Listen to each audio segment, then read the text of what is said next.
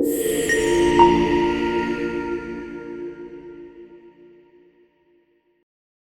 the stillness of deep space, beyond the reach of our ordinary gaze, something unexpected slipped silently into the solar system.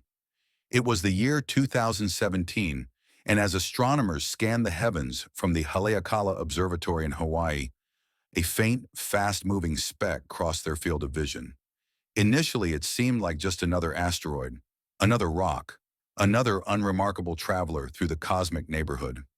But it wasn't. This object came from beyond our solar system, beyond everything we knew. They named it Oumuamua, a word from the Hawaiian language meaning scout or messenger from afar arriving first. It was a fitting name, for this was no ordinary wanderer. It was the first confirmed interstellar object to ever be observed in our solar system, and it didn't just arrive. It made an entrance that would baffle scientists, spark a media frenzy, and ignite debates that continue to this day. At first glance, Oumuamua was a mystery wrapped in motion. It was already speeding away from the sun when we found it, moving at 87 kilometers per second relative to the sun. This wasn't something orbiting quietly around our star like a comet or asteroid. This was an interloper, a stranger on a flyby. Its path was hyperbolic, meaning it wasn't bound to the sun. It had come from somewhere else in the galaxy, and it would never return. What made this object truly fascinating wasn't just its origin, it was its bizarre physical characteristics. Based on the way it reflected sunlight, scientists estimated that Oumuamua was roughly 800 meters long, but only about 80 meters wide. It had a length-to-width ratio of about 10 to 1, far more elongated than any known asteroid or comet. Some described it as cigar-shaped. Others, like Harvard's Avi Loeb, compared it to a flattened pancake. Either way, it was unlike anything ever seen before. But the mystery deepened. As it passed through the inner solar system, scientists noticed something strange. Oumuamua was accelerating, not from gravity, not from collision. It was speeding up, gaining velocity in a way that defied expectations. The simplest explanation would be outgassing, a release of gas, like what comets do when heated by the sun. But there was no visible coma, no tail, no jets, nothing. It was as if something invisible was pushing it faster. This anomaly opened the floodgates to speculation. Was it a hydrogen iceberg? A cosmic shard of frozen molecular hydrogen, as some proposed, sublimating in a way undetectable by our instruments? Or was it something far stranger? Avi Loeb, a renowned astrophysicist and chair of Harvard's astronomy department, offered the most controversial theory of all. He proposed that Oumuamua might be artificial, possibly a piece of alien technology. Specifically, he suggested it could be a light sail, a thin, reflective structure propelled by the pressure of sunlight, used by an advanced civilization to travel between stars. Such sails have been conceptualized by human scientists for decades. Could we have just witnessed one in action? The scientific community was divided. Many dismissed Loeb's hypothesis as speculative, even sensationalist. But others pointed out that all natural explanations so far came with significant assumptions and required exotic materials or unprecedented behavior. Loeb wasn't claiming aliens definitively. He was merely insisting that we shouldn't dismiss the possibility outright. After all, when faced with something so thoroughly alien, shouldn't we consider all possibilities? But with Oumuamua already streaking away into the void, observation opportunities were fleeting. By the time we realized what we were looking at, it was too late. No probe was ready to intercept it. No telescope could get a clear image. All we had were light curves, trajectory data, and a lot of unanswered questions. So scientists went back to the data and tried to build better models. Daryl Seligman and Jennifer Bergner proposed that Oumuamua was a dark comet, one covered in organic-rich material that had been altered by cosmic rays, hiding its sublimation activity. Their lab experiments showed that water ice irradiated over millions of years could trap hydrogen molecules, which might then escape when warmed by the sun, causing a small but measurable push, all without a visible tail. It was a compelling explanation. It made sense of the object's behavior without invoking aliens or exotic materials. But it didn't answer every question. Why was the object so elongated? Why didn't we see other signs of cometary activity? Why haven't we observed similar behavior in other known comets or asteroids? Meanwhile, the object kept going, out of reach, out of sight, and out of the solar system forever. We may never know the truth about Oumuamua, unless, of course, we decide to chase it. And that idea is more than just science fiction. It's being seriously discussed. Project Lyra, an initiative by the Initiative for Interstellar Studies, has proposed mission concepts that could intercept Oumuamua. One idea is a solar Oberth maneuver, using Jupiter's gravity to slingshot a spacecraft toward the Sun, then firing its engines at the point of closest approach to gain maximum velocity. This could launch a probe fast enough to catch up to the object decades from now. But the technology needed is complex. The heat shielding alone would be a major challenge. And the cost, astronomical. Still, the allure of a first-hand encounter is powerful. Imagine a robotic spacecraft closing in on a visitor from another star system, taking high-resolution images, analyzing its surface composition, searching for signals or structural patterns, confirming once and for all whether Oumuamua was just a rock or something far more profound. Until such a mission becomes reality, our best bet may lie in being better prepared for the next one.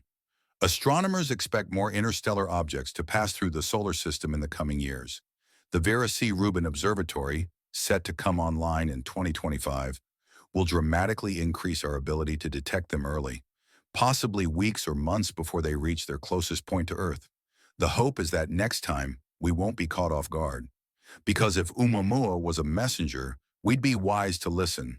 Whatever its origin, natural or artificial, mundane or extraordinary, it has reminded us that the universe is full of surprises, that even the quiet corners of space can hold secrets no one expects, and that perhaps out there in the vast dark between stars, we are not alone. When the initial frenzy over Oumuamua settled, a deeper question began to haunt the scientific community. What else is out there? Just beyond the veil of perception, slipping silently through the vast and indifferent canvas of space? This was not just about a single object anymore. It was about the implications. Oumuamua was the first, yes, but could it truly be the only one? Or was it simply the first we had the technology to notice? That haunting thought drove researchers back into their data, back into old telescope archives, and back into new hypotheses that dared to stretch what we thought we knew. More unsettling still was the realization that Oumuamua had caught us entirely off guard. It had already been on its outbound trajectory by the time we fully recognized its uniqueness. We had no means to turn back time, no possibility to intercept it in real time, and no instrument sensitive enough to offer detailed imagery. It was a ghost, here one moment, gone the next, leaving behind only questions and a few tantalizing traces in the telescope logs. This failure to respond in time wasn't just frustrating, it was humbling. The universe had whispered, and we barely heard it. So the race began, not to catch Oumuamua, but to prepare for the next visitor, to build the eyes that could see far enough, fast enough. Enter the Vera C. Rubin Observatory. Still under construction in Chile as of 2025, the Rubin telescope was designed with a specific goal in mind: to scan the sky with unprecedented breadth and depth, capable of catching transient phenomena that other observatories would miss. It would soon be operational, sweeping the heavens every few nights, turning raw data into possible leads on any object behaving unusually, accelerating, rotating oddly, or originating from a direction outside the ecliptic plane. But technology alone wouldn't suffice. There needed to be strategy, vision, and above all, readiness. That's where projects like the Comet Interceptor came in. The European Space Agency's unique mission would launch and wait in space, not with a target in mind, but ready to intercept the next unexpected object that dared to wander through our solar system. It would be the astronomical equivalent of lying in wait, poised to strike the moment another Oumuamua slipped past the radar. If successful, the interceptor would be the first to closely observe an interstellar interloper from start to finish. Still, some weren't content with waiting. A growing faction of scientists and engineers envisioned something bolder, more daring. If we couldn't catch Oumuamua this time, maybe we could chase it. The proposal that emerged, Project Lyra, was as ambitious as it was audacious. The idea was to launch a spacecraft fast enough to intercept Oumuamua even years after it had left our solar system. But how? Traditional propulsion wouldn't be sufficient. A standard rocket would take centuries. The answer lay in the Oberth maneuver, using a gravitational slingshot, possibly around Jupiter, or even by diving perilously close to the Sun itself, to gain a burst of velocity never before achieved by human-made objects. The mission profiles were dazzling in complexity. One scenario involved sending a probe on a trajectory that would slingshot it through the inner solar system. Another involved a series of planetary flybys, Earth, Venus, Jupiter, each one adding velocity, shaping the trajectory like a cosmic ballet. If executed perfectly, it could reach Oumuamua by 2048. But there was a catch. By then, the object would be over 100 astronomical units away, more than twice the distance to Pluto. Locating it again would be like trying to find a speck of dust somewhere beyond the edge of a dark ocean. Yet the need to go couldn't be ignored. It wasn't about science fiction. It wasn't about alien dreams. It was about resolving a fundamental unknown that hovered like a shadow over modern astronomy. What was Oumuamua? The range of theories was as bizarre as they were conflicting, and the object's unwillingness to fit into any comfortable category only fanned the flames of speculation. One of the most persistent voices in this debate came from Harvard astronomer Avi Loeb. Loeb didn't mince words. He believed, and still believes, that Oumuamua may have been artificial. Not necessarily a ship, he clarified, but possibly a defunct piece of alien technology. A light sail, perhaps, or debris from a long-dead civilization. To Loeb, dismissing this possibility without evidence was not skepticism. It was arrogance. And while his theory attracted criticism, it also brought attention. In many ways, it forced the scientific community to consider ideas they would otherwise never entertain in public discourse. Critics of the alien hypothesis preferred a more conservative approach. They pointed to the hydrogen iceberg theory, suggesting Oumuamua could be composed of frozen hydrogen, sublimating in a way invisible to telescopes. Others leaned toward the dark comet model, proposing a body made of cosmic ice and dust, altered by billions of years of interstellar radiation into something entirely unfamiliar. When warmed by our sun, it may have released gas through pores in its surface, but not enough to produce a visible tail. Yet none of these theories fully accounted for the oddities: the tumbling rotation, the cigar or pancake-like shape, the non-gravitational acceleration. It was as though every explanation addressed part of the mystery but left the rest shrouded. And the more scientists tried to explain it, the more elusive it became. Oumuamua refused to be placed in a box. Amid this uncertainty, the broader implication began to sink in. This might be the first of many. As detection technology improves, we're likely to discover dozens, even hundreds of interstellar objects passing through our neighborhood. Some might be icy, others rocky, some fast, some slow.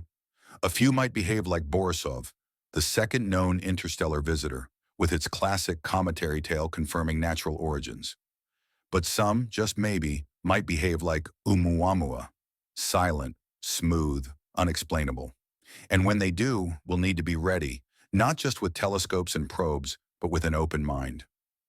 Oumuamua reminded us that space is not just a backdrop, it's a stage, and we've only just begun to understand the players that pass through it. In the time since Oumuamua's exit, interest in interstellar archaeology has grown, not digging in the dirt, but searching the stars for traces of civilization's past. If even one fragment of alien engineering were to be confirmed, it would change everything. History, science, religion, philosophy, all of it. And in that light, Oumuamua isn't just an object.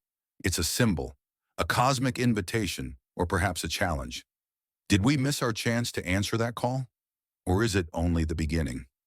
The final chapter of the Oumuamua story is not written in data, but in reflection.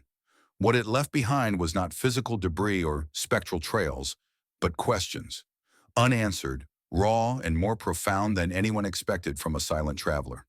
When it first slipped out of the solar system, fading into the twilight beyond Saturn's orbit, Astronomers scrambled to preserve every trace of it, every pixel of light, every spectrographic whisper, every tiny deviation in its path. But like a dream upon waking, the details began to blur. Our telescopes lost it. Our instruments fell silent. And yet the echoes remained, not in machines but in minds, in theories, in obsessions. Was Oumuamua a messenger? If so, what was the message? To many it was a wake-up call, a reminder that the cosmos isn't an empty void, but a living ocean, that celestial currents carry things across impossible distances, things older than Earth itself, forged in the furnaces of dead stars, drifting across the black for eons. Perhaps one such thing simply passed too close to our shore. Perhaps it was nothing more than a piece of interstellar driftwood. But then again, perhaps not. Signals in the static. In the months that followed its discovery, SETI scientists turned their ears toward Oumuamua, scanning it for radio transmissions. Any sign of modulation, intentional structure, or encoded data. The Allen Telescope Array, among others, combed its path for electromagnetic anomalies. Nothing was heard, no clicks, no pulses, just a clean, cold silence. But silence in its own way can be an answer. It told us that if Oumuamua was a probe, it wasn't broadcasting, it wasn't active, or perhaps it wasn't meant to talk to us at all. Some speculated it could be a piece of passive technology, like a buoy marking an interstellar trade route. Others imagined it as ancient debris from a civilization long extinct, its purpose erased by the endless stretch of time. The mind reels at the implications. What if civilizations elsewhere are so far ahead, or so long gone, that their technology becomes indistinguishable from nature? What if Oumuamua was, as one physicist put it, an artifact of unknowable intent?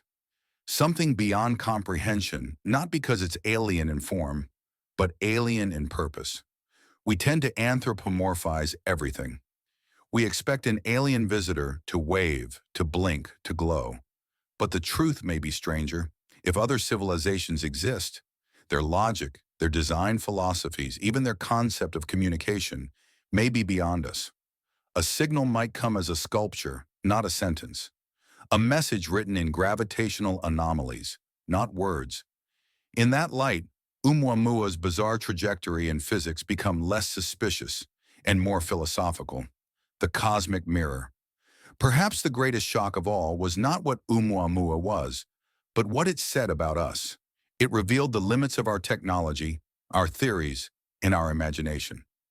It showed us how quickly we rush to judgment, how fiercely we cling to existing models, and how ill-prepared we are for the truly unknown.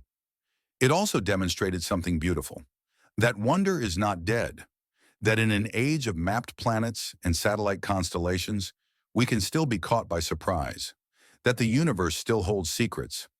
Scientists now speak of interstellar object studies as an emerging field, an entirely new branch of astronomy sparked by a single anomaly. Universities are establishing dedicated observatories. Funding is being poured into intercept missions, faster propulsion systems, and early warning networks, all because of one visitor that came and went without even knocking. Yet despite all this urgency and newfound focus, there remains an ache at the center of the Oumuamua story, a longing. We didn't get to meet it, we didn't see it up close, and perhaps most heartbreaking of all, we didn't understand it. It was like receiving a note in a language we don't speak, dropped from a train already speeding out of view. Legacy of the unknown. Oumuamua has become a kind of cosmic myth. In the years since, it's been immortalized in art, literature, documentaries, and even music. It's inspired both rigorous science and reckless speculation. It's become a symbol not of certainty, but of possibility. We may never know its origin. It could be a fragment of a shattered exoplanet, an alien probe, or something stranger still, something with no parallel in our current understanding of matter and motion. But it changed us. It taught us humility. It ignited ambition. It dared us to look up, not just to observe, but to see. And it reminded us that discovery isn't always about answers. Sometimes it's about questions that refuse to fade. Even now, as the object continues its lonely journey into interstellar space, it draws followers, astronomers, engineers, philosophers, people who stare into the night sky and imagine, people who look at its path and wonder who, if anyone, might have launched it, or whether it's just one of many, crossing the void like seeds on a cosmic wind. And if there are others, if more are coming, we will be watching, waiting, because next time, we'll be ready.